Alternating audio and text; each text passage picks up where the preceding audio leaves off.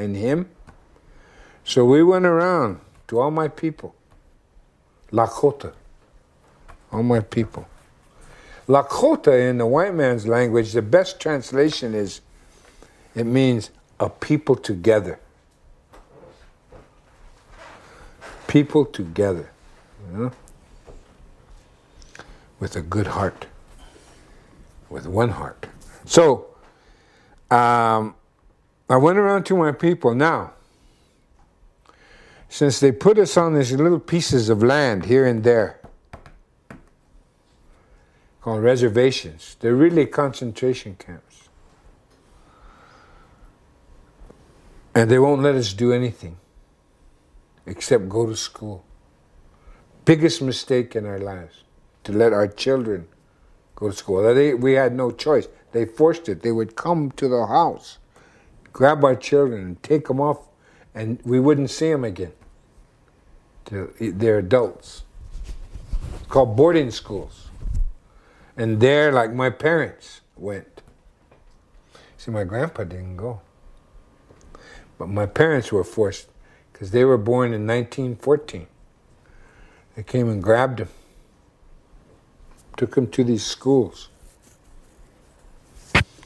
Wouldn't let him speak their language. Forced them to be Christians. And killed them, tortured them, sexually molested them, and beat them. And then, when they had beaten them down and trained their minds, they let them come back here. So this is the kind of Indian people we have to work with. People who have lost everything. But there were still those that hid their children. You know? They hid them. So we managed to survive. And our way of life, a little bit of our way of life survived as best we could. But we have an old saying. When I was born, 1939, 70 winters ago, my mother and father, because they had been forced into boarding schools and they were molested, they didn't want their children going, so they left the reservation. They went to work in the United States war machine, war industries, you know? The only place they could get a job. And raised us out in California. But they'd bring us home every summer, you know? And even one year I came here and stayed and went to school, and I quit school. I didn't want to be brainwashed, but at any rate,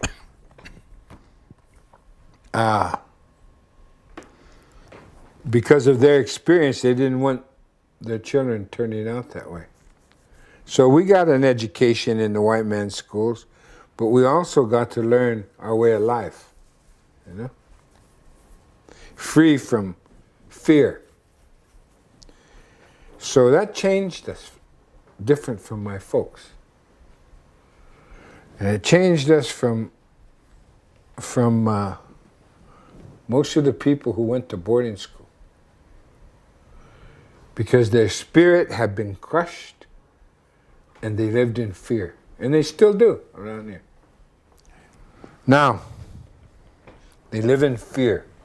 So, my people, when we decided to remember what the old people said and told us to be free, well, me and this man, we went around to my people for 5 months. In 2007, in the summertime and in the fall. And we got enough people to agree that we should be free. Now we have made, because remember, we defeated the white man? Well, we made a treaty with him, an international treaty according to his laws. And that's what he's been lying to us about since. While he kills us, smothers us to death. So we went to Washington, D.C., 4 of us, as representatives of a small part of our people who still want to be free. Not all the people want to be free. We have a saying, as I mentioned earlier. You can capture a wolf and put it into a cage. That wolf will always try to escape the cage. But if that wolf has pups in the cage, those pups will never try to escape the cage. It's my people today. Okay? So we go around and there's enough of them still want freedom. They're the ones who still try to live our way of life. Okay? Our spiritual way of life. So they hang on to those teachings. And we went to Washington, 4 of us went to Washington, D.C., and we formally withdrew from our treaties with the United States of America, which means because we are a superior country, we are a superior nation, when we withdrew from our treaties with the United States, they no longer have any say-so over us. We're a free and independent country. We go back to what we was when we signed the treaty.